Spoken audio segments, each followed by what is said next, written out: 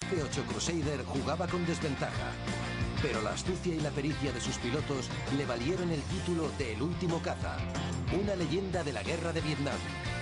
Descúbrelo a continuación en Combates Aéreos.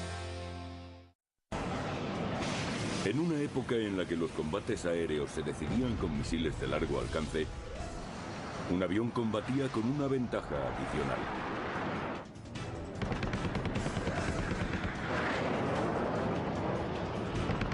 El F-8 Crusader luchó en los cielos de Vietnam convirtiéndose en una leyenda del combate aéreo. Y se ganó el título de Último Caza. Mediante la animación por ordenador volaremos en la cabina del poderoso F-8 Crusader en los combates contra los temibles MiG-17. Experimentaremos la batalla. Conoceremos las tácticas. Reviviremos los combates aéreos.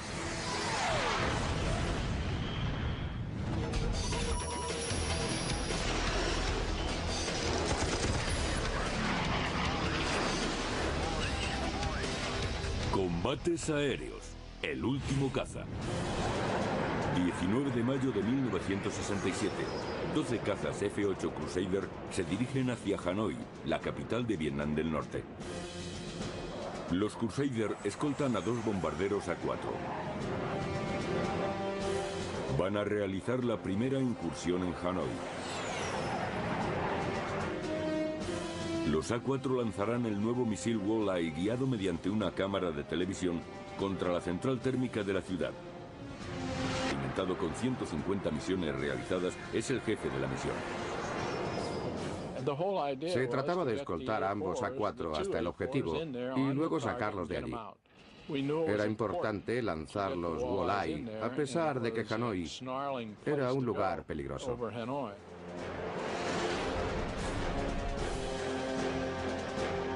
En 1967, los norvietnamitas tenían solo 44 MiGs en su fuerza aérea y los usaban con precaución.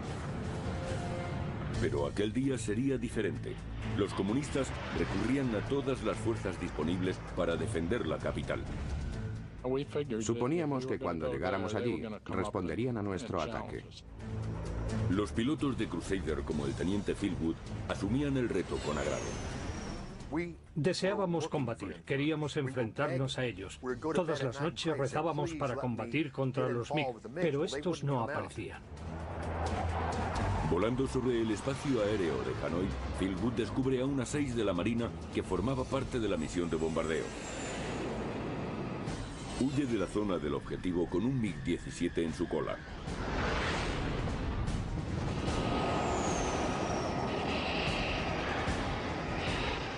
Un MiG le perseguía y estaba a punto de disparar contra él. Iba justo en su cola. Wood tenía que situarse por detrás de aquel MiG.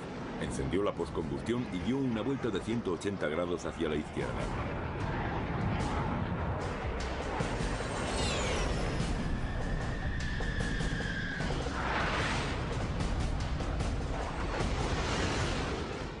Por primera vez sentí esa especie de ansiedad. Disparó, pero demasiado pronto.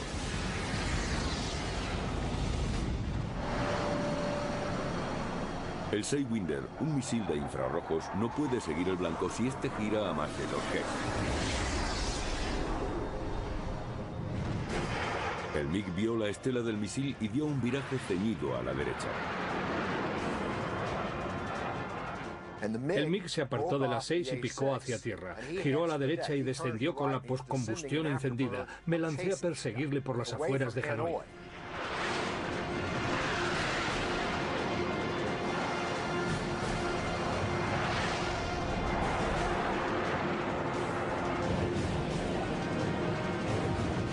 Volábamos rozando las copas de los árboles. Yo iba justo a su cola, disparándole. Tuve que bajar el morro del avión para enfocarlo con el visor. Eso significa que tenía que descender un poco. Entonces disparaba una ráfaga corta, subía de nuevo y repetía el proceso. Vi como algunos proyectiles impactaban en las alas y producían chispas. Estaba tan ansioso por derribar aquel avión que olvidé el objetivo principal de mi misión, proteger los A4. Así que abandoné la persecución y me dirigí a Hanoi.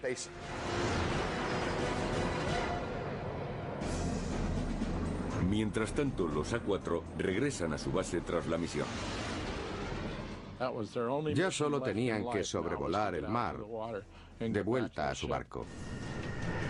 Pero de repente un escuadrón de MiG-17 apareció por detrás de la formación.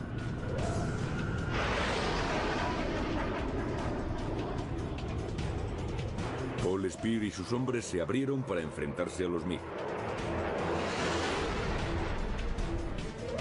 Los F-8 y los MiGs se aproximaban.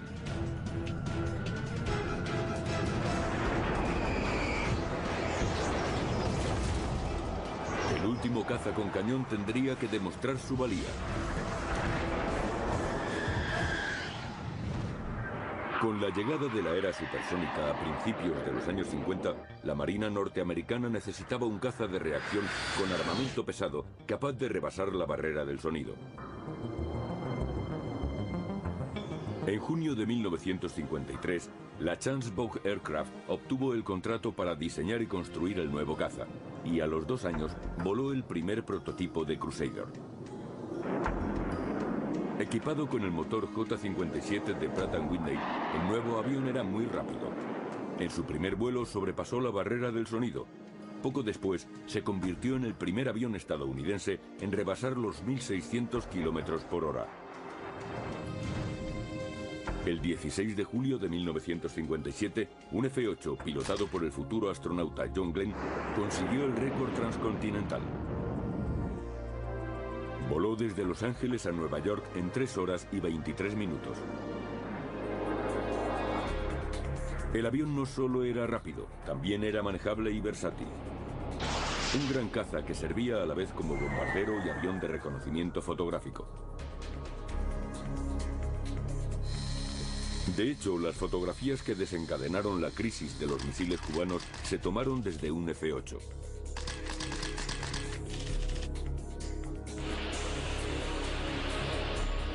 En 1957, el Crusader empezó a ser embarcado en portaaviones y pronto ocupó un puesto destacado en la Marina como avión de superioridad aérea.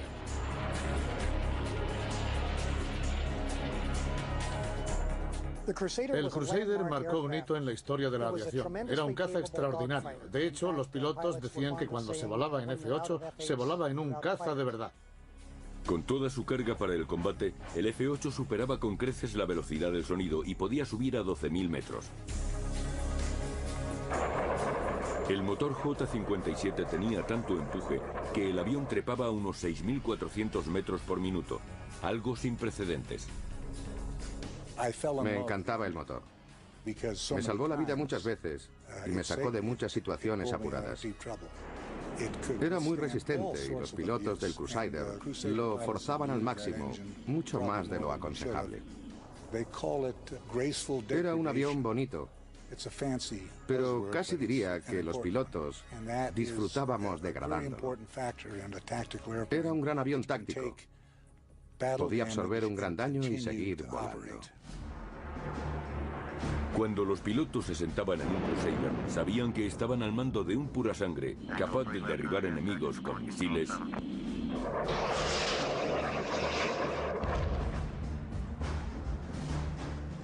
y cañones.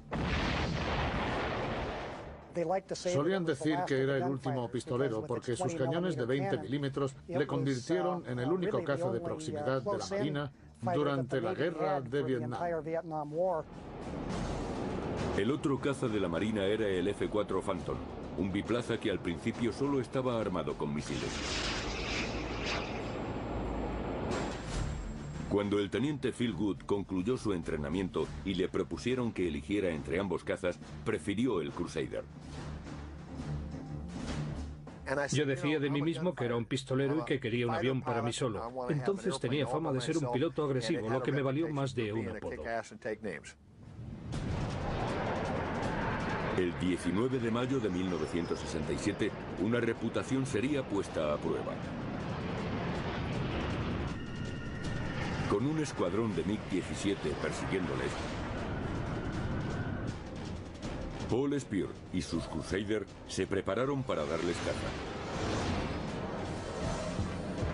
Sobre Hanoi el combate se intensificaba hasta convertirse en un duelo sangriento.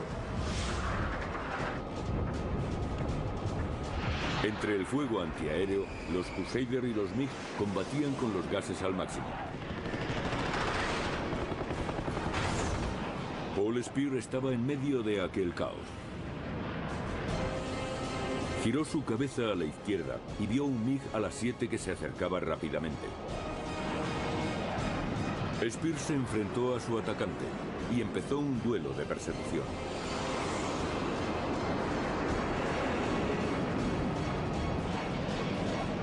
Un error podría definir la frontera entre la vida y la muerte.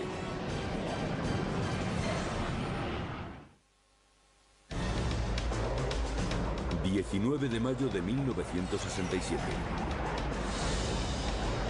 Un escuadrón de F-8 Crusader, el único avión de la Marina provisto de cañones, está dando escolta a los A-4 en la primera incursión de bombarderos sobre la ciudad de Hanoi.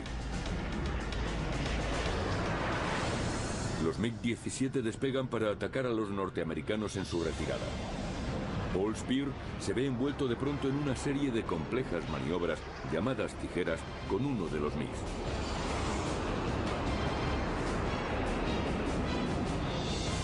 En las tijeras, los pilotos se cruzan casi rozando sus cúpulas, invierten el giro y se vuelven a cruzar de nuevo, tratando de situar el morro tras la cola del enemigo para abrir fuego contra él.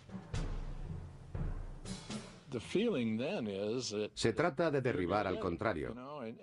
Haces un viraje tras otro con el F-8 para ponerte a la cola del enemigo. La maniobra impide al MiG situarse para apuntar y disparar sus cañones. El avión recorre 1,5 kilómetros cada 3 segundos tratando de acercarse al adversario. Uno está sometido constantemente a las fuerzas de inercia. No hay un solo momento de descanso entre viraje y viraje.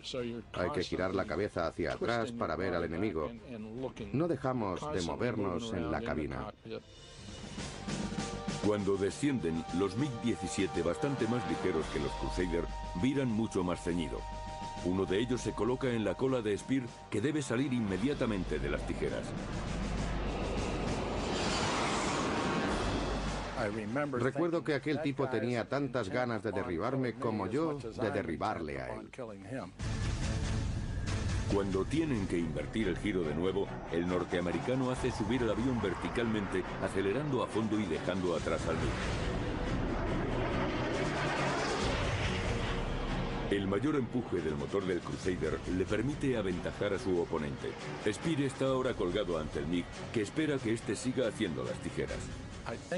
Yo creo que cuando dio la vuelta esperaba que yo estuviera allí, pero no fue así.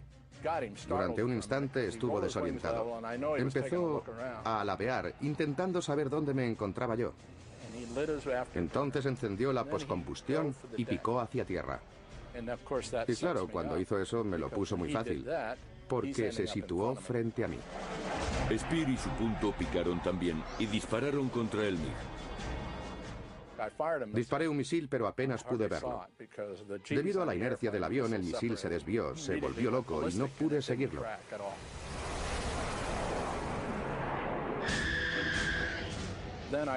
Me estabilicé un poco y miré de nuevo. Vi que lo tenía a tiro. Le disparé un segundo Sidewinder, que explotó en la tobera de la salida de los gases. El misil salió lanzado a 2 veces la velocidad del sonido, destruyendo la cola del MiG.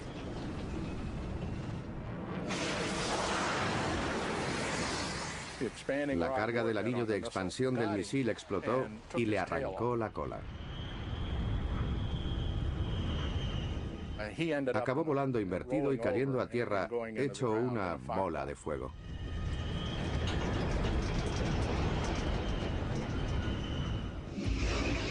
Si encontraba el blanco, el Sidewinder de infrarrojos era devastador. Con frecuencia, la ojiva llevaba un anillo de expansión. Se trataba de una barra de 1 metro de longitud que al estallar formaba un anillo gigante que salía disparado dando vueltas.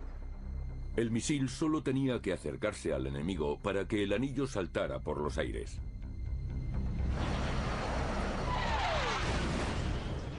Yo combatí en Corea. Fui piloto de caza durante mucho tiempo, pero aquella fue la primera vez que hice lo que se supone que hacen los pilotos de caza. Fue el primer derribo de Paul Spear y ante un enemigo temible.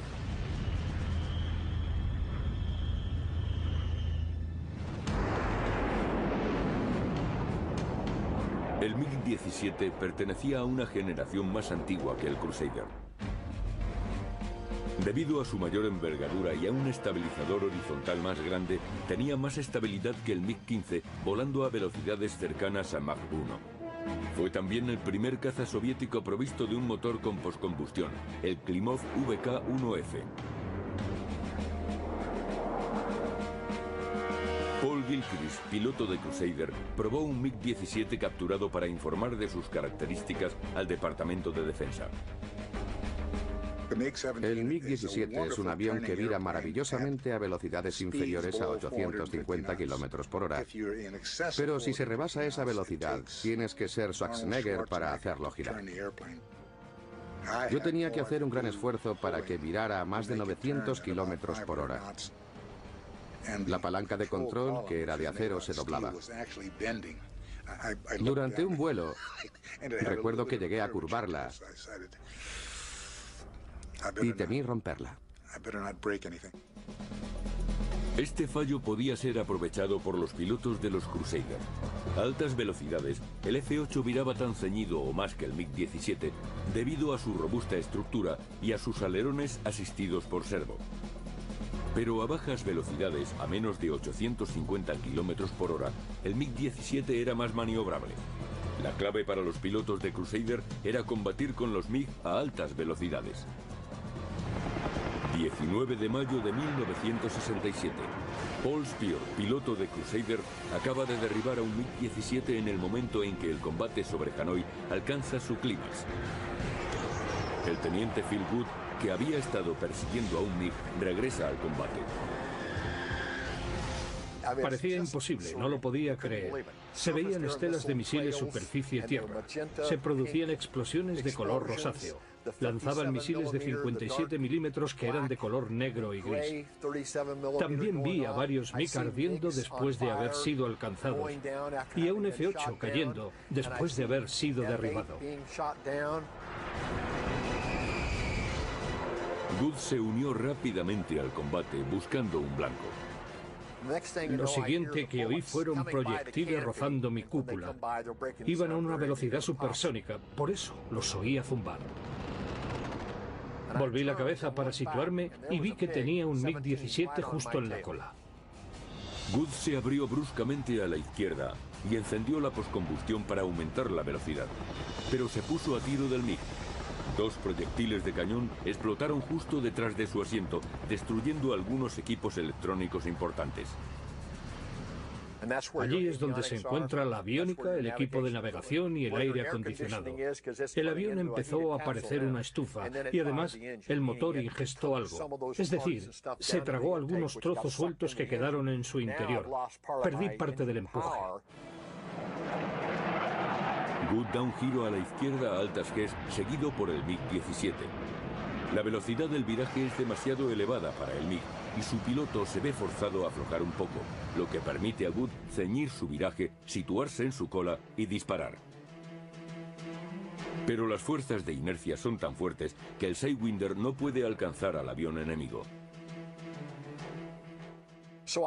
Descendí para ganar velocidad y pude mantenerlo a tiro. Al final, cuando estaba a 30 o 40 grados de su cola, aquel tipo invirtió el rumbo y aceleró para escapar. Aquello resolvió mi problema.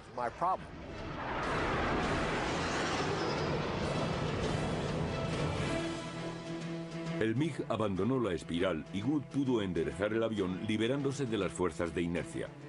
Ahora su misil podía alcanzar el objetivo. Y allí estaba yo, a 200 metros. Le disparé un misil y salió directo hacia él.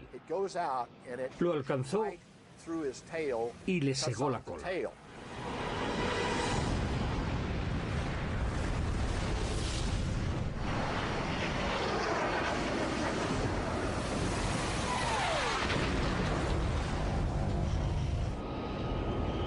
Good pasó junto al MiG y pudo ver a su piloto.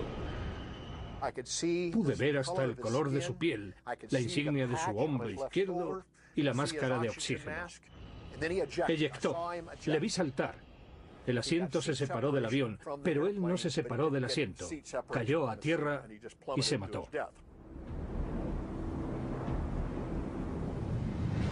Fue el primer derribo confirmado de Phil Good. El combate empezaba a decaer. A Paul Spear y al resto de los Crusaders se les estaba acabando el combustible y regresaban a su base. Good pone rumbo hacia el Golfo de Tonkin, a 130 kilómetros de distancia, pero su avión está averiado. Su equipo de navegación no funciona, no tiene radio y además pierde combustible. Si tiene que saltar a tierra en paracaídas, le harán prisionero, y los norvietnamitas no serán condescendientes con un piloto norteamericano que ha derribado a un MiG. 19 de mayo de 1967. El teniente Phil Good vuela con su maltrecho Crusader hacia el Golfo de Tonkin, sabiendo que no tiene suficiente combustible para llegar a su portaaviones. Pero la suerte le acompaña y divisa al resto de la formación de Crusader dirigiéndose a un avión cisterna. Iguala su velocidad a la del avión de reabastecimiento y dirige la pértiga retráctil hacia la manguera. Me conecté y reposté 500 kilos, suficiente para llegar al Golfo. Y allí me dirigí. Iba pensando que en cuanto encontrara un portaaviones, aterrizaría en él, aunque no fuera el mío, y divisé a uno. El capitán se dio cuenta de que me aproximaba en dirección equivocada y que iba soltando humo.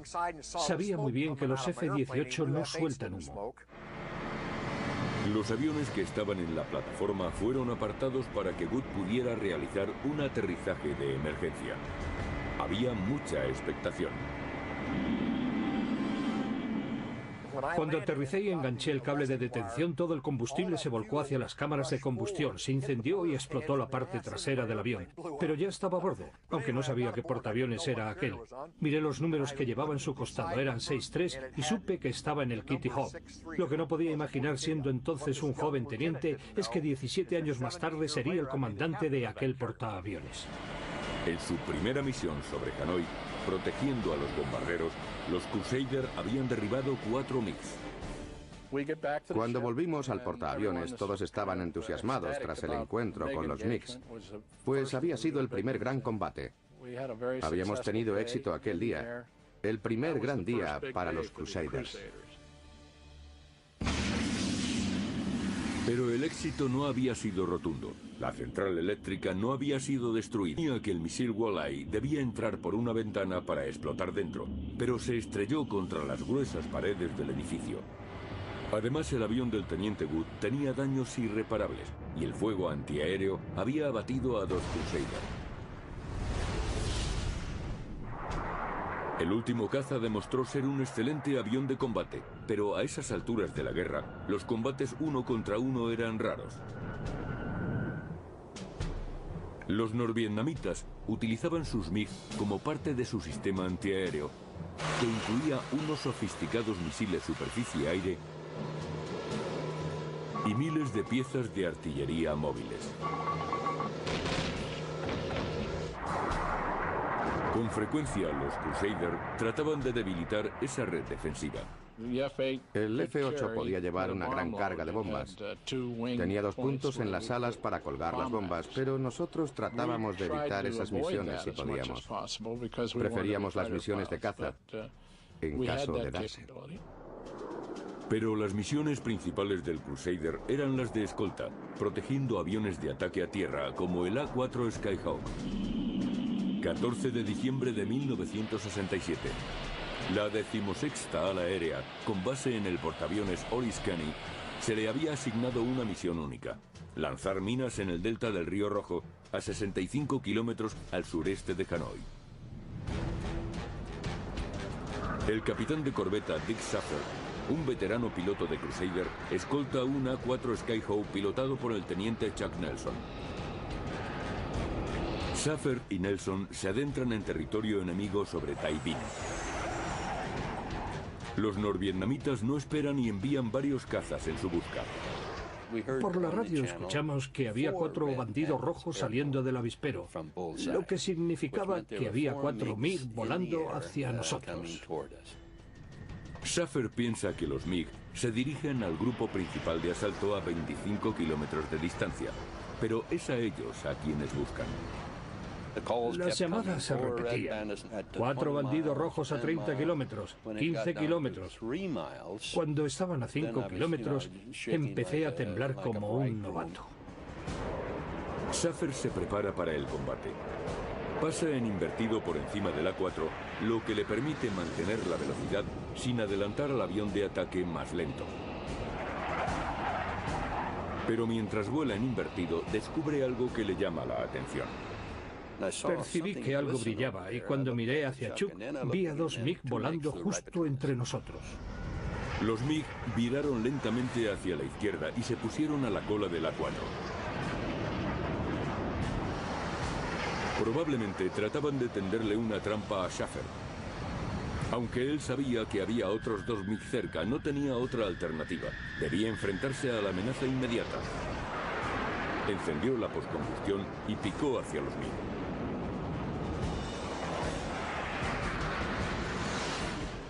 Esas circunstancias se repetirían en muchos combates futuros. Así empiezan, de hecho, los combates.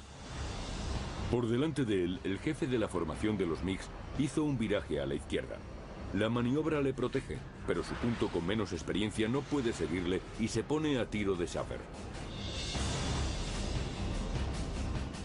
Subí el morro del avión y quedé frente a una porción de cielo abierto.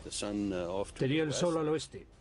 Yo llevaba un nuevo misil, el AIM-9D Sidewinder con un superrefrigerante. El enemigo crecía en mi visor y le disparé a unos 2 kilómetros de distancia. Parecía una película. Voló justo por debajo de la punta de su plano derecho.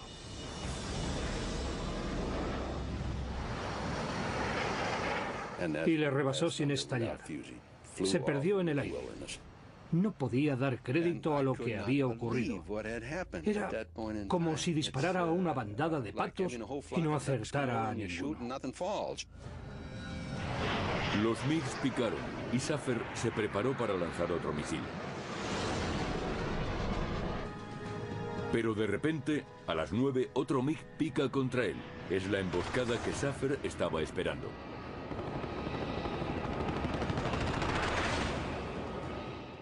Otros 2 MiG-17 me tenían enfilado en sus visores y se acercaban.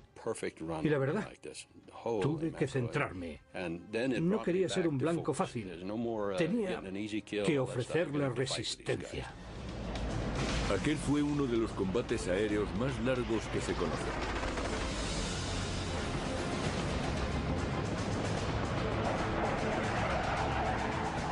Los combates aéreos en Vietnam duraban de media unos 45 segundos. Esta vez, Saffer combatió contra 4 MiGs durante unos 10 minutos.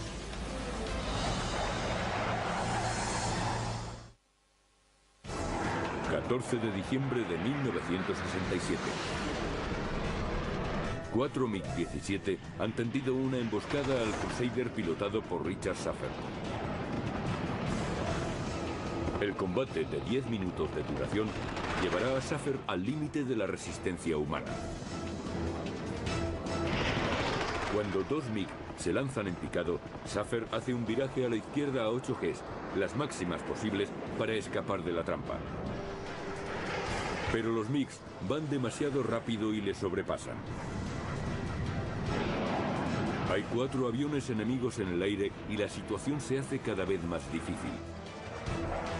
El A-4 al que estaba escoltando Saffer ha huido. Ahora se enfrenta solo a 4 MiGs. Tendrá que forzar su avión al máximo.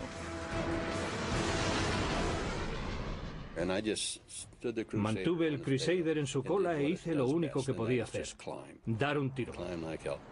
Subí hasta 7.600 metros y volé en invertido para ver lo que ocurría.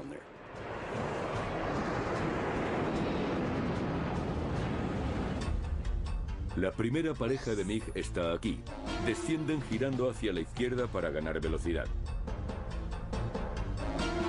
La segunda pareja está aquí, tratando de subir a la altura de Saffert. Este pica y rebasa a los MiG que están subiendo. Pretende atacar a los otros dos, que son blancos fáciles, pues vuelan a baja velocidad. Aunque le superan en número, Dick Saffert no se arredra.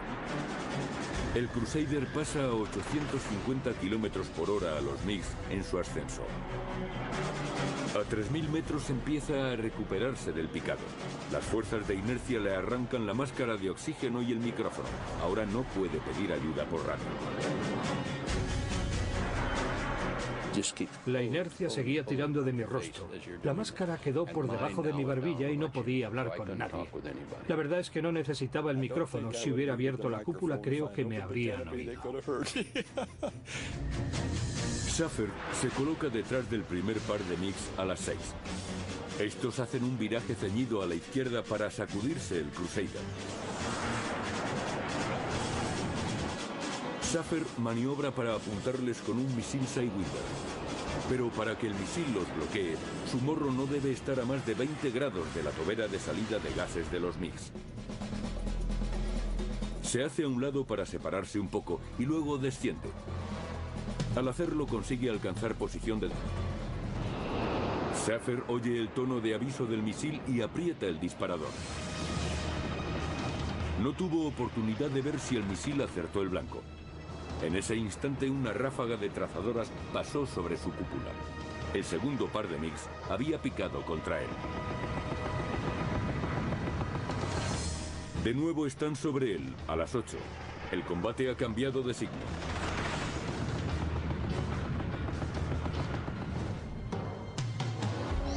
Saffert está aquí. Los otros MiGs aquí. Si quiere escapar de otra emboscada, tendrá que improvisar. Los combates con los MiG duraban nanosegundos. Primero lo divisas como un punto en el cielo y en un instante ya te ha rebasado. Instantáneamente, Saffert improvisa una maniobra excepcional. Pica con su Crusader y luego vira hacia la izquierda, acortando el viraje de los MiGs. Desde el punto de vista de los norvietnamitas, cuando Saffert picó y ciñó su giro, desapareció. Saffert prosigue la maniobra.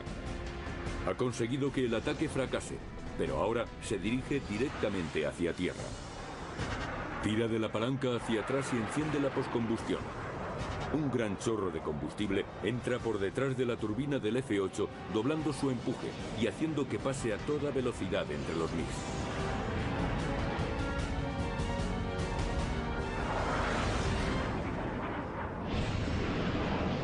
Los MiGs tratan de seguirle, pero sus motores, con menor empuje, no pueden igualar la velocidad de subida del Crusader y entran en pérdida.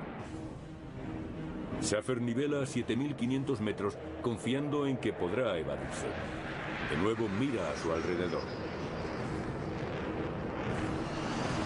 Los MiG se están recuperando de la pérdida, pero quieren proseguir el combate. Mira hacia el oeste esperando ver algún avión amigo. Pero no tiene suerte y aparece otra pareja de MiGs a las 3. Esta vez son MiG-21 y se dirigen directamente hacia él. En aquel momento me quedé helado. Solo pude decir, ¿pero qué está pasando aquí? Cuando Saffert se dirige hacia ellos, le lanzan misiles infrarrojos Atoll que funcionan como el Sidewinder. 4 estelas vuelan hacia el solitario Crusader. Ningún misil le alcanza y pasan sobre la cabeza de Saffert. Los MiGs desaparecen tan rápido como aparecieron. Se trataba de una táctica de guerrillas que con frecuencia emplearon los MiG-21 en Vietnam. Esos aviones eran un lujo para los norvietnamitas y los utilizaron raras veces. En 1967 solo tenían 16 unidades. Aparecían en cualquier lugar y, recurriendo a su velocidad, disparaban unos misiles con la esperanza de dar en el blanco, pero evitaban el combate con los aviones norteamericanos. La tensión no termina y Schaefer empieza a sentir fatiga tras el prolongado combate. Hay que sentarse en la cabina de aquel F-8 y someterse a fuerzas de inercia positivas y negativas. Sufres visión gris, negra y sientes una presión muy superior a la fuerza de la gravedad. La cabeza, que sometida a 5 Gs pesa 10 kilos, de repente pasa a 50 kilos. Y si no la mueves continuamente, lo más probable es que acabes muerto. Así estuvo Dick Schaefer durante 10 minutos. Pero Schaefer ha entablado combate con los MiGs y no lo abandonará. Ahora dirige su atención a los aviones que están 3.000 metros por debajo. Estaban por debajo de mí e iban en mi busca. Era la oportunidad de hacer valer mis cañones. Los MiG-17 están aquí. Schaefer está por encima de ellos. Se abre a la izquierda y pica contra los MiGs. Aumenta mucho la velocidad. Combatir virando a baja velocidad les daría ventaja a los MiGs. Schaefer bajó el morro y picó contra sus adversarios, que se abrieron a la izquierda para que les adelantara. Schaefer debe romper la formación de los MiGs y para eso hace un tonel volando. Luego desciende y dispara contra el punto. Pero en lugar de seguir al misil, vuelve a dar la vuelta y se sitúa a la cola del jefe de la patrulla.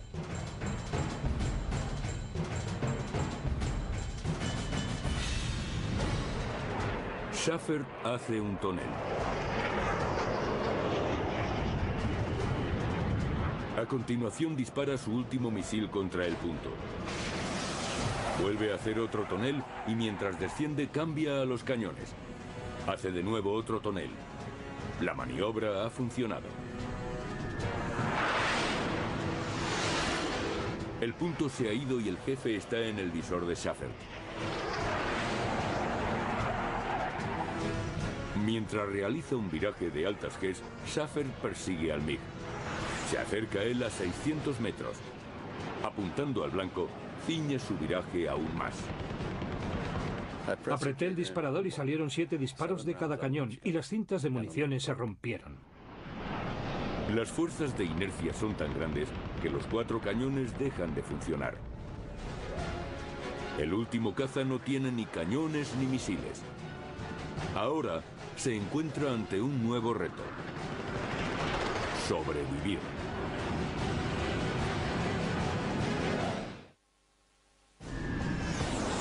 Richard Schaefer, piloto de Crusader, ha tenido que enfrentarse a 5 MiGs enemigos y combate 1 contra 1 con el jefe de la patrulla. Pero se le han acabado los misiles y los cañones se han encasquillado. En mi mente tenía muy claro que no me podían derribar, que el Crusader formaba parte de mí mismo y que con él yo era el mejor. Cuando pilotas un Crusader eres el rey. Y yo combatía contra aquel MiG solo para demostrarle de lo que era capaz. Quería demostrarle a su piloto que, a mi lado, él era un novato. Schaefer no podía derribarle, pero sí podía hacerle pasar un mal rato. Maniobrando al límite, trataría de intimidar al MiG para que cometiera un error táctico y entonces se retiraría. Ahora se encuentra a las 6 de su oponente haciendo un viraje ceñido a la izquierda. Schaefer sale del viraje. El MiG cree que ha llegado su oportunidad y dispara, pero las trazadoras no dan en el blanco. Schaefer sube a la vertical. El jefe de los MiGs va tras él. Los 2 aviones tratan de conseguir altura. Schaefer se queda sin velocidad en la cima de su ascenso y pica. El MiG hace lo mismo. Al final del picado, sus trayectorias se cruzan y los dos empiezan a subir de nuevo.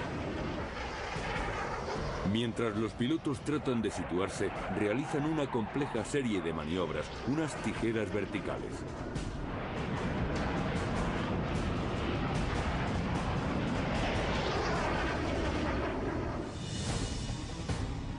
En las tijeras verticales con tonel, cada piloto gira alrededor del otro mientras sube y pica. En la subida pierden velocidad y el avión más lento avanza un poco hacia la 6 de su enemigo, la posición de disparo. Creo que los dos pensábamos lo mismo. Una vuelta más y le clavo el morro en la cola. Cuando se vuela así, el combate se vuelve frenético y cuando te sitúas en la cola del otro, aunque sea por muy poco tiempo, aprovechas para dispararle. La persecución continúa. Los dos pilotos daban vueltas uno alrededor del otro, volando al límite de su resistencia. El duelo ha durado ya 10 minutos, una eternidad para un combate aéreo.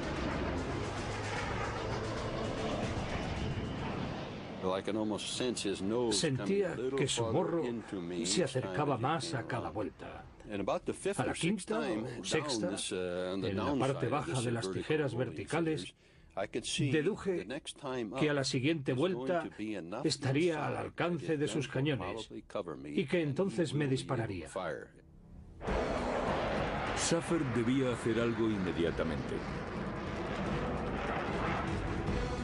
Cuando llega al fondo de la tijera, Schaefer se abre bruscamente. Al piloto del MiG le coge por sorpresa y Schaefer recurre a los 7.200 kilos de empuje de su motor para escapar del MiG volando sobre las copas de los árboles. Cuando miré por encima de mi hombro, el MiG había terminado su tijera y se dirigía hacia mí. Pero de repente dio un tirón y pude ver al avión en planta. Estaba ya a una distancia de unos 2,5 kilómetros. Él también se retiraba. Aquel combate aéreo es un ejemplo de cómo pueden emplearse al máximo las capacidades del avión. Las maniobras realizadas por Schaefer en aquel duelo son estudiadas por los pilotos de hoy en día. Para mí resulta paradójico que en el combate aéreo más destacado de la guerra de Vietnam no se produjera ningún derribo. Pero considerando que Schaefer pudo regresar a su base y aterrizar a bordo del Oriskany, aquello fue toda una victoria. Los pilotos norvietnamitas se habían enfrentado a una especie en extinción. Probablemente hablarían de él tomando unas cervezas y dirían que se habían topado con el piloto más loco de la Marina norteamericana. Schaefer voló como un poseso, no les dio respiro, incluso sin armamento siguió peleando. En la guerra de Vietnam, por cada Crusader abatido, fueron derribados 6 MiGs, unos números muy favorables. Pero el fuego antiaéreo, los SAMs y los accidentes empezaron a mermar a los Crusaders. Y a finales de los años 60, el Phantom lo fue desplazando poco a poco. Estábamos en plena Guerra Fría y existía la amenaza de los bombarderos rusos. El Phantom tenía más velocidad y por tanto podía desplazarse más y trepar más rápidamente. Era un avión más apropiado para esta clase de misiones. Se construyeron más de 1.200 Crusaders, retirado el último de estos aviones. El éxito del Crusader en el combate aéreo tuvo una larga repercusión en la aviación naval y fue conocido como el último pistolero. Pero no fue exactamente así. Los misiles no sustituyeron a los cañones como arma favorita de los pilotos de caza, como llegaron a pensar los diseñadores de armamento. Todos los futuros aviones de la Marina serían equipados con cañones, incluso el sustituto del Crusader, el F-4 Phantom. Las maniobras de caza que con tanto éxito emplearon los pilotos de Crusader se siguen enseñando hoy en día en las escuelas de los Top Gun. Nunca conocí a un piloto de Crusader que le tuviera miedo a otro avión. ¿Miedo a los misiles? Eso sí. ¿Miedo a un tipo con una escopeta de perdigones que dispare al azar? También. Pero a un avión no. Y ese es el legado del Crusader. Hay que combatir con la cabeza fría, sin temerle a nada. Lograron lo imposible. Pirámides de más de 100 metros de altura, murallas de más de 6.000 kilómetros de longitud, carreteras que abarcaban todo un continente. Pero ¿cómo lo hicieron? Descubre los fundamentos de civilizaciones pasadas. F-8 Crusader jugaba con desventaja, pero la astucia y la pericia de sus pilotos le valieron el título de El último caza, una leyenda de la guerra de Vietnam. Descúbrelo a continuación en Combates Aéreos. En una época en la que los combates aéreos se decidían con misiles de largo alcance, un avión combatía con una ventaja adicional.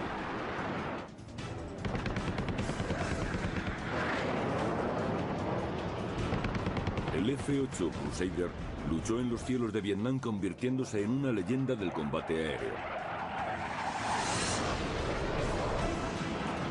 Y se ganó el título de Último Caza. Mediante la animación por ordenador volaremos en la cabina del poderoso F-8 Crusader en los combates contra los temibles MiG-17. Experimentaremos la batalla. Conoceremos las tácticas. Reviviremos los combates aéreos.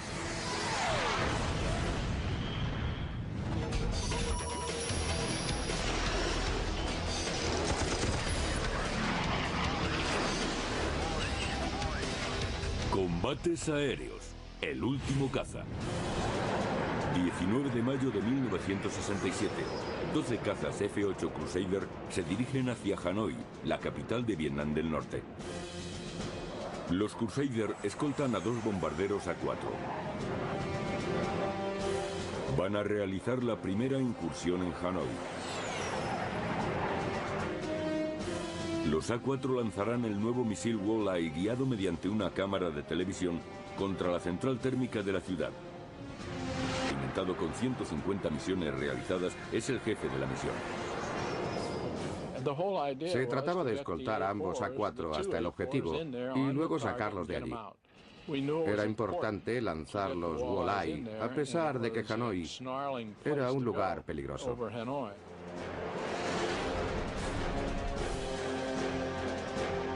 En 1967, los norvietnamitas tenían solo 44 MiGs en su fuerza aérea y los usaban con precaución. Pero aquel día sería diferente. Los comunistas recurrían a todas las fuerzas disponibles para defender la capital. Suponíamos que cuando llegáramos allí, responderían a nuestro ataque. Los pilotos de Crusader, como el teniente Phil Wood, asumían el reto con agrado. Deseábamos combatir, queríamos enfrentarnos a ellos. Todas las noches rezábamos para combatir contra los MiG, pero estos no aparecían. Volando sobre el espacio aéreo de Hanoi, Phil Wood descubre a una 6 de la Marina que formaba parte de la misión de bombardeo. Huye de la zona del objetivo con un MiG-17 en su cola.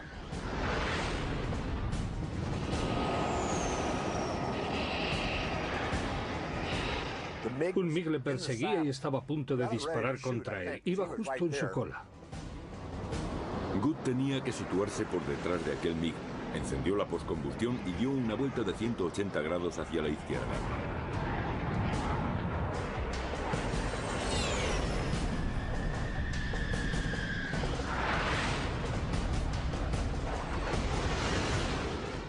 Por primera vez sentí esa especie de ansiedad.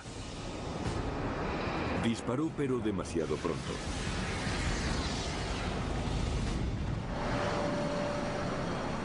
El Sidewinder, un misil de infrarrojos, no puede seguir el blanco si este gira a más de 2 Gs. El MiG vio la estela del misil y dio un viraje ceñido a la derecha. El MiG se apartó de la 6 y picó hacia tierra. Giró a la derecha y descendió con la poscombustión encendida. Me lancé a perseguirle por las afueras de Hanoi.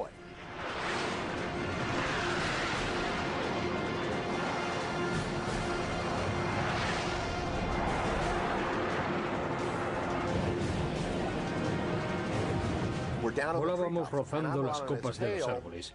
Yo iba justo a su cola, disparándole. Tuve que bajar el morro del avión para enfocarlo con el visor. Eso significa que tenía que descender un poco. Entonces disparaba una ráfaga corta, subía de nuevo y repetía el proceso. Vi como algunos proyectiles impactaban en las alas y producían chispas. Estaba tan ansioso por derribar aquel avión que olvidé el objetivo principal de mi misión, proteger los A4. Así que abandoné la persecución y me dirigí a Hanoi.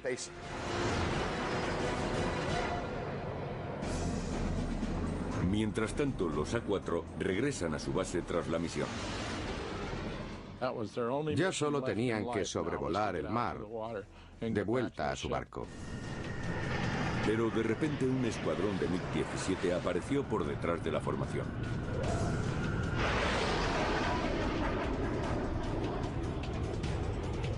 Paul Spear y sus hombres se abrieron para enfrentarse a los MiG. Los F-8 y los MiGs se aproximaban.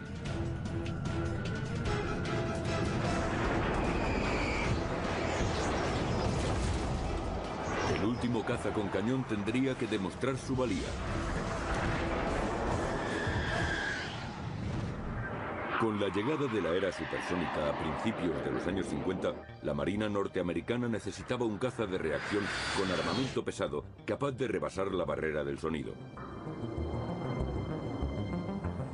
En junio de 1953, la Chance-Bogue Aircraft obtuvo el contrato para diseñar y construir el nuevo caza, y a los 2 años voló el primer prototipo de Crusader. Equipado con el motor J-57 de Pratt & Whitney, el nuevo avión era muy rápido. En su primer vuelo sobrepasó la barrera del sonido.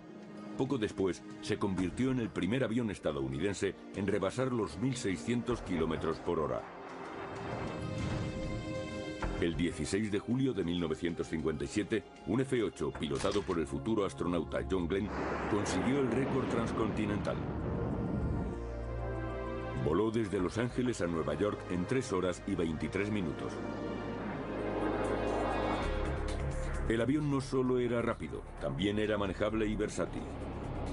Un gran caza que servía a la vez como bombardero y avión de reconocimiento fotográfico. De hecho, las fotografías que desencadenaron la crisis de los misiles cubanos se tomaron desde un F-8.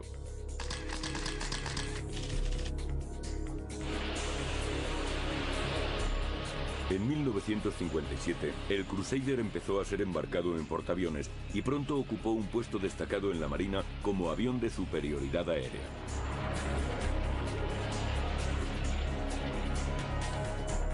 El Crusader marcó un hito en la historia de la aviación. Era un caza extraordinario. De hecho, los pilotos decían que cuando se volaba en F-8, se volaba en un caza de verdad. Con toda su carga para el combate, el F-8 superaba con creces la velocidad del sonido y podía subir a 12.000 metros. El motor J-57 tenía tanto empuje que el avión trepaba a unos 6.400 metros por minuto, algo sin precedentes. Me encantaba el motor. Me salvó la vida muchas veces y me sacó de muchas situaciones apuradas. Era muy resistente y los pilotos del Crusader lo forzaban al máximo, mucho más de lo aconsejable. Era un avión bonito, pero casi diría que los pilotos disfrutábamos degradándolo. Era un gran avión táctico. Podía absorber un gran daño y seguir volando. Cuando los pilotos se sentaban en un Crusader, sabían que estaban al mando de un pura sangre, capaz de derribar enemigos con misiles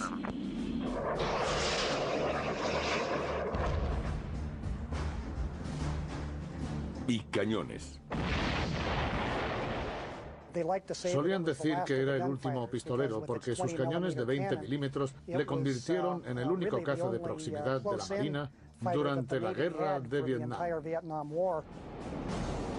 El otro caza de la Marina era el F-4 Phantom, un biplaza que al principio solo estaba armado con misiles. Cuando el teniente Philgood concluyó su entrenamiento y le propusieron que eligiera entre ambos cazas, prefirió el Crusader. Yo decía de mí mismo que era un pistolero y que quería un avión para mí solo. Entonces tenía fama de ser un piloto agresivo, lo que me valió más de un apodo. El 19 de mayo de 1967, una reputación sería puesta a prueba. Con un escuadrón de MiG-17 persiguiéndoles, Paul Spear y sus Crusader se prepararon para darles caza. Sobre Hanoi el combate se intensificaba hasta convertirse en un duelo sangriento. Entre el fuego antiaéreo, los Crusader y los MiG combatían con los gases al máximo. Paul Spear estaba en medio de aquel caos. Giró su cabeza a la izquierda y vio un MiG a las 7 que se acercaba rápidamente. Spear se enfrentó a su atacante y empezó un duelo de persecución.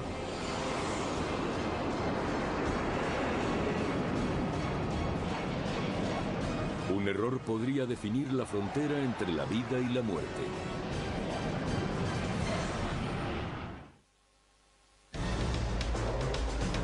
...19 de mayo de 1967. Un escuadrón de F-8 Crusader, el único avión de la Marina provisto de cañones, está dando escolta a los A-4 en la primera incursión de bombarderos sobre la ciudad de Hanoi. Los MiG-17 despegan para atacar a los norteamericanos en su retirada. Paul Spear se ve envuelto de pronto en una serie de complejas maniobras llamadas tijeras con uno de los MiGs.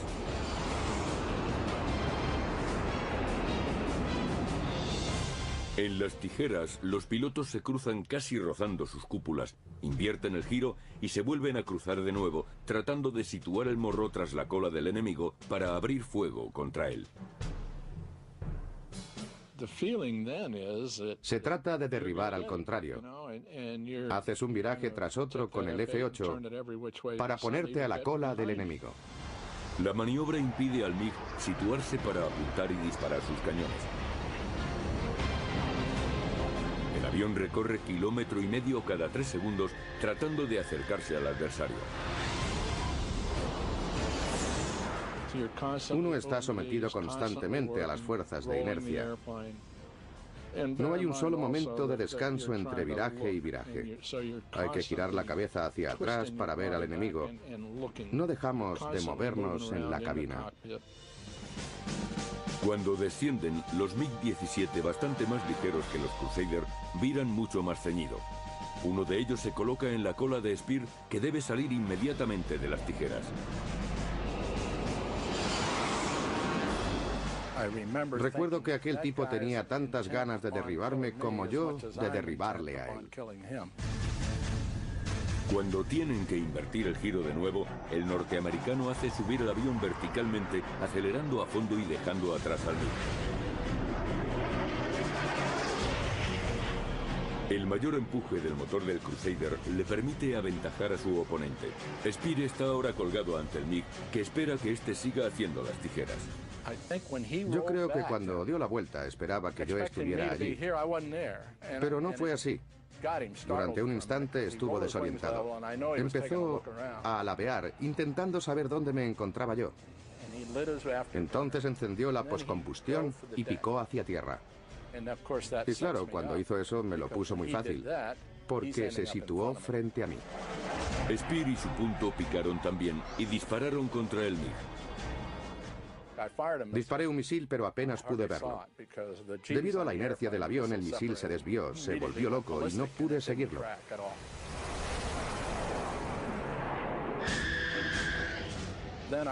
Me estabilicé un poco y miré de nuevo. Vi que lo tenía a tiro.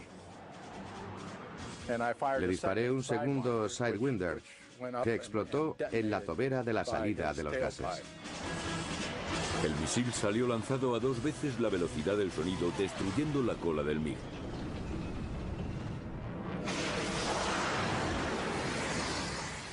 La carga del anillo de expansión del misil explotó y le arrancó la cola. Acabó volando invertido y cayendo a tierra, hecho una bola de fuego.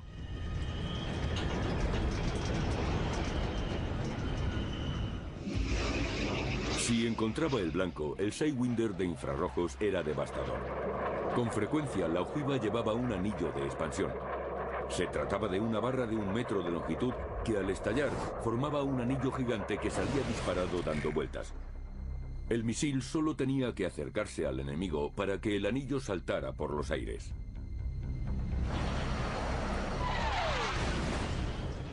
Yo combatí en Corea. Fui piloto de caza durante mucho tiempo, pero aquella fue la primera vez que hice lo que se supone que hacen los pilotos de caza. Fue el primer derribo de Paul Spear y ante un enemigo temible.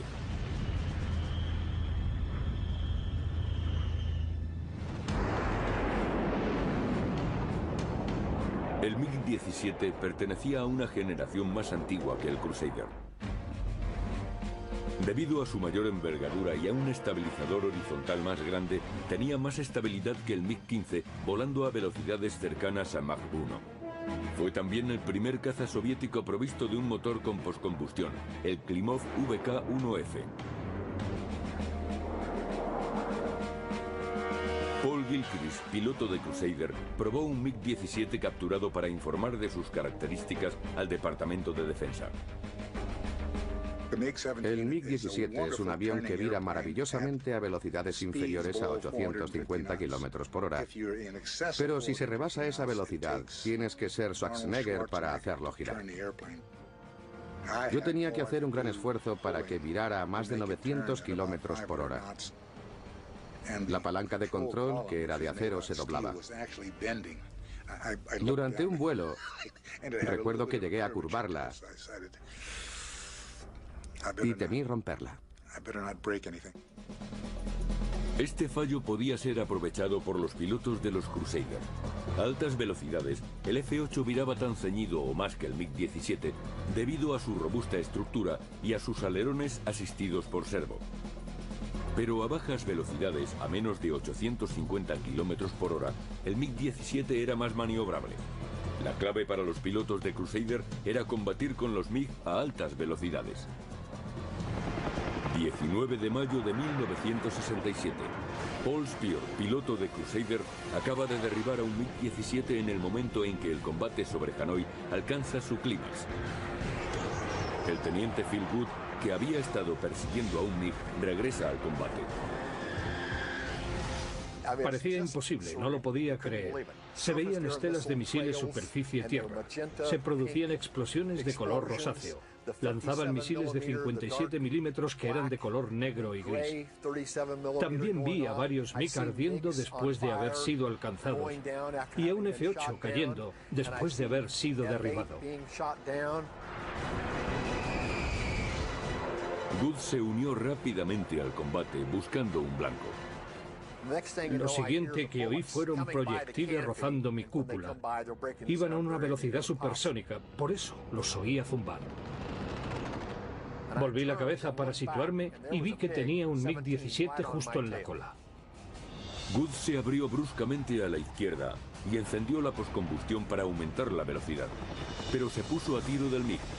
2 proyectiles de cañón explotaron justo detrás de su asiento, destruyendo algunos equipos electrónicos importantes.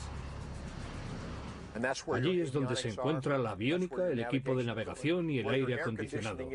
El avión empezó a parecer una estufa y además el motor ingestó algo. Es decir, se tragó algunos trozos sueltos que quedaron en su interior. Perdí parte del empuje.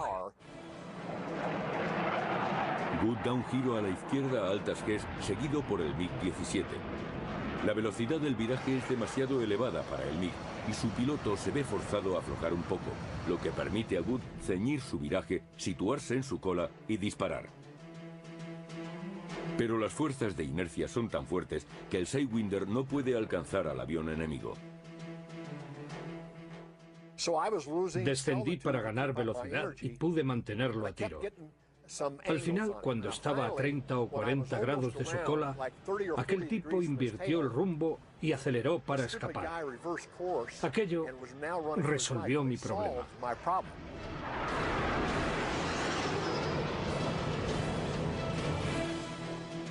El MiG abandonó la espiral y Good pudo enderezar el avión liberándose de las fuerzas de inercia. Ahora su misil podía alcanzar el objetivo. Y allí estaba yo, a 200 metros. Le disparé un misil y salió directo hacia él. Lo alcanzó y le segó la cola.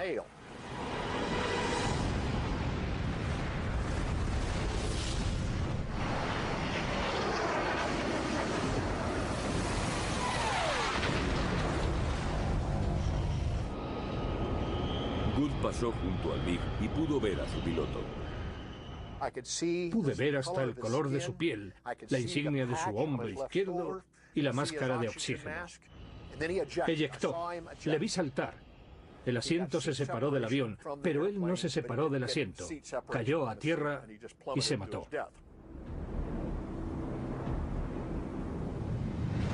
Fue el primer derribo confirmado de Phil Good. El combate empezaba a decaer. A Paul Spear y al resto de los Crusaders se les estaba acabando el combustible y regresaban a su base. Good pone rumbo hacia el Golfo de Tonkin, a 130 kilómetros de distancia, pero su avión está averiado. Su equipo de navegación no funciona, no tiene radio y además pierde combustible. Si tiene que saltar a tierra en paracaídas, le harán prisionero, y los norvietnamitas no serán condescendientes con un piloto norteamericano que ha derribado a un MiG. 19 de mayo de 1967. El teniente Phil Good vuela con su maltrecho Crusader hacia el Golfo de Tonkin, sabiendo que no tiene suficiente combustible para llegar a su portaaviones. Pero la suerte le acompaña y divisa al resto de la formación de Crusader dirigiéndose a un avión cisterna. Iguala su velocidad a la del avión de reabastecimiento y dirige la pértiga retráctil hacia la manguera. Me conecté y reposté 500 kilos, suficiente para llegar al Golfo. Y allí me dirigí. Iba pensando que en cuanto encontrara un portaaviones, aterrizaría en él, aunque no fuera el mío, y divisé a uno. El capitán se dio cuenta de que me aproximaba en dirección equivocada y que iba soltando humo. Sabía muy bien que los F-18 no sueltan humo. Los aviones que estaban en la plataforma fueron apartados para que Good pudiera realizar un aterrizaje de emergencia. Había mucha expectación. Cuando aterricé y enganché el cable de detención, todo el combustible se volcó hacia las cámaras de combustión, se incendió y explotó la parte trasera del avión. Pero ya estaba a bordo, aunque no sabía qué portaaviones era aquel. Miré los números que llevaba en su costado, eran 63, y supe que estaba en el Kitty Hawk. Lo que no podía imaginar siendo entonces un joven teniente es que 17 años más tarde sería el comandante de aquel portaaviones. En su primera misión sobre Hanoi, protegiendo a los bombarderos, los Crusader habían derribado 4 MiGs. Cuando volvimos al portaaviones, todos estaban entusiasmados tras el encuentro con los MiGs, pues había sido el primer gran combate. Habíamos tenido éxito aquel día, el primer gran día para los Crusaders. Pero el éxito no había sido rotundo. La central eléctrica no había sido destruida. Tenía que el misil Walleye debía entrar por una ventana para explotar dentro, pero se estrelló contra las gruesas paredes del edificio. Además, el avión del teniente Good tenía daños irreparables y el fuego antiaéreo había abatido a 2 Crusaders.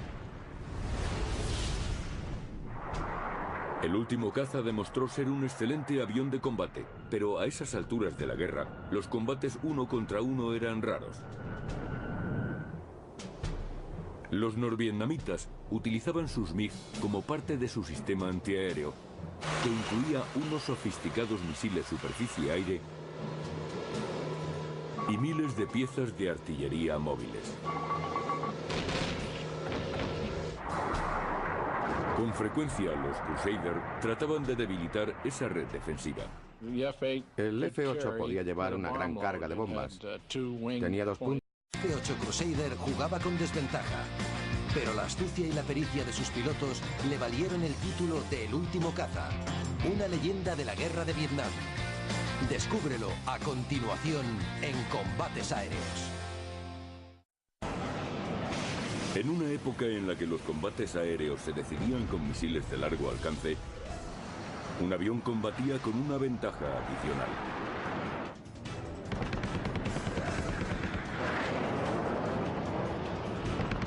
El F-8 Crusader luchó en los cielos de Vietnam convirtiéndose en una leyenda del combate aéreo. Y se ganó el título de Último Caza. Mediante la animación por ordenador volaremos en la cabina del poderoso F-8 Crusader en los combates contra los temibles MiG-17. Experimentaremos la batalla. Conoceremos las tácticas. Reviviremos los combates aéreos.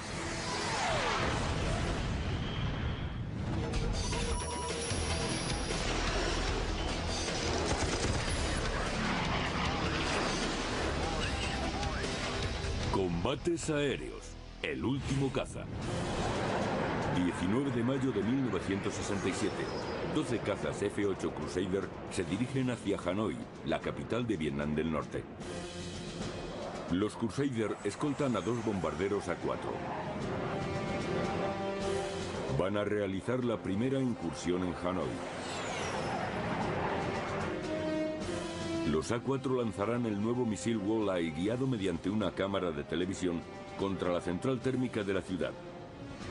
Alimentado con 150 misiones realizadas, es el jefe de la misión. Se trataba de escoltar a ambos A-4 hasta el objetivo y luego sacarlos de allí. Era importante lanzar los Walleye, a pesar de que Hanoi en el primer avión estadounidense en rebasar los 1.600 kilómetros por hora. El 16 de julio de 1957, un F-8 pilotado por el futuro astronauta John Glenn consiguió el récord transcontinental. Voló desde Los Ángeles a Nueva York en 3 horas y 23 minutos. El avión no solo era rápido, también era manejable y versátil. Un gran caza que servía a la vez como bombardero y avión de reconocimiento fotográfico.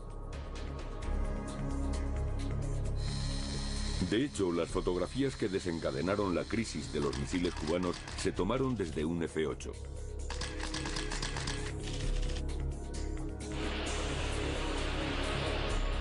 En 1957, el Crusader empezó a ser embarcado en portaaviones y pronto ocupó un puesto destacado en la Marina como avión de superioridad aérea.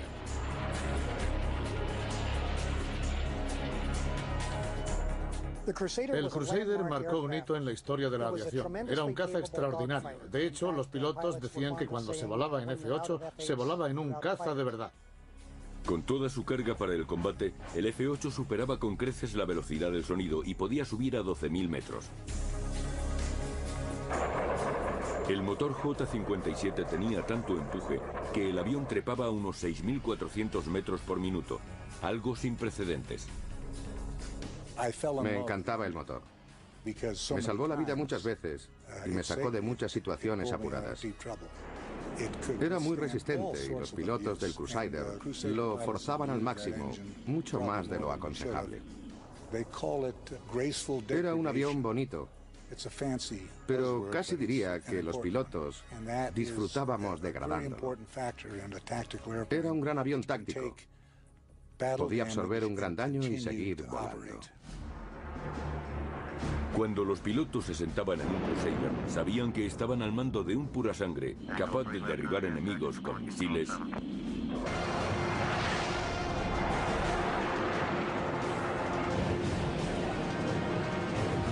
Volábamos rozando las copas de los árboles. Yo iba justo a su cola, disparándole. Tuve que bajar el morro del avión para enfocarlo con el visor. Eso significa que tenía que descender un poco. Entonces disparaba una ráfaga corta, subía de nuevo y repetía el proceso. Vi como algunos proyectiles impactaban en las alas y producían chispas. Estaba tan ansioso por derribar aquel avión que olvidé el objetivo principal de mi misión, proteger los A4.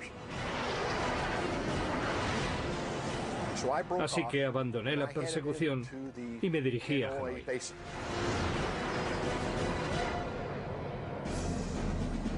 Mientras tanto, los A4 regresan a su base tras la misión. Ya solo tenían que sobrevolar el mar, de vuelta a su barco. Pero de repente un escuadrón de MiG-17 apareció por detrás de la formación.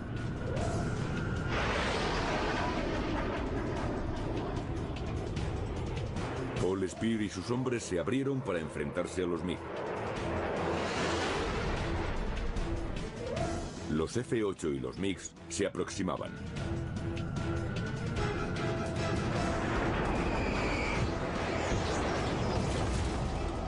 El último caza con cañón tendría que demostrar su valía. Con la llegada de la era supersónica a principios de los años 50, la Marina norteamericana necesitaba un caza de reacción con armamento pesado, capaz de rebasar la barrera del sonido. En junio de 1953, la Chance-Bogue Aircraft obtuvo el contrato para diseñar y construir el nuevo caza, y a los 2 años voló el primer prototipo de Crusader. Equipado con el motor J-57 de Pratt & Whitney, el nuevo avión era muy rápido. En su primer vuelo sobrepasó la barrera del sonido. Poco después se convirtió... Era un lugar peligroso.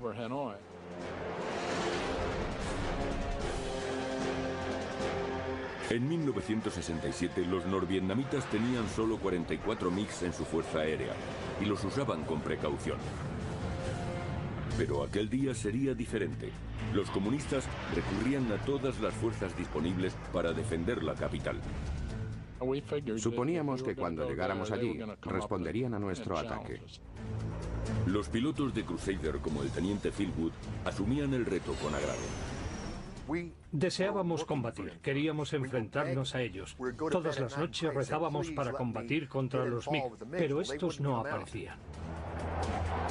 Volando sobre el espacio aéreo de Hanoi, Phil Wood descubre a una 6 de la Marina que formaba parte de la misión de bombardeo. Huye de la zona del objetivo con un MiG-17 en su cola.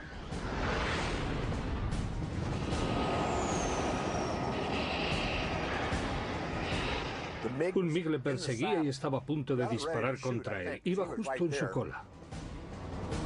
Wood tenía que situarse por detrás de aquel MiG. Encendió la poscombustión y dio una vuelta de 180 grados hacia la izquierda.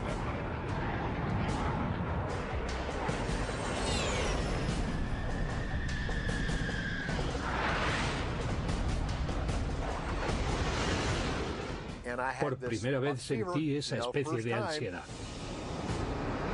Disparó, pero demasiado pronto.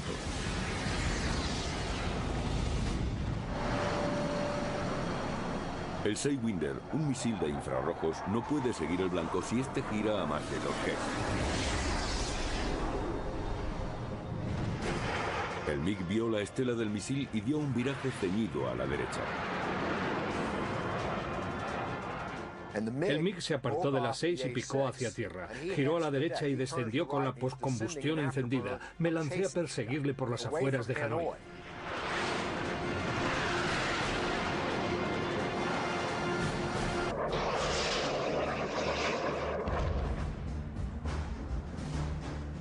Y cañones. Solían decir que era el último pistolero porque sus cañones de 20 milímetros le convirtieron en el único caza de proximidad de la Marina durante la guerra de Vietnam. El otro caza de la Marina era el F-4 Phantom, un biplaza que al principio solo estaba armado con misiles.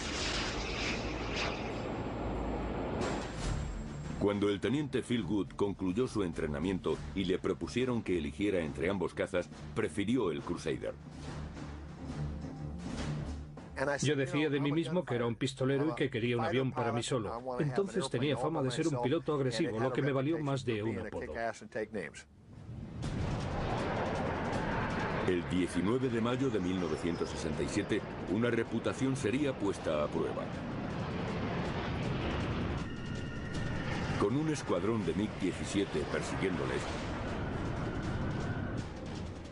Paul Speer y sus Crusader se prepararon para darles caza.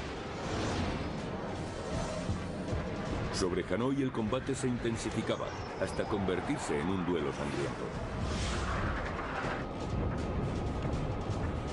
Entre el fuego antiaéreo, los Crusader y los MiG combatían con los gases al máximo. Paul Speer estaba en medio de aquel caos. Giró su cabeza a la izquierda y vio un MiG a las 7 que se acercaba rápidamente. Speer se enfrentó a su atacante y empezó un duelo de persecución.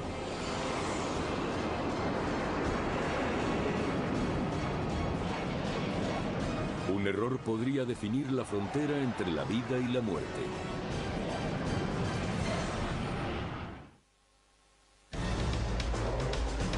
...19 de mayo de 1967. Un escuadrón de F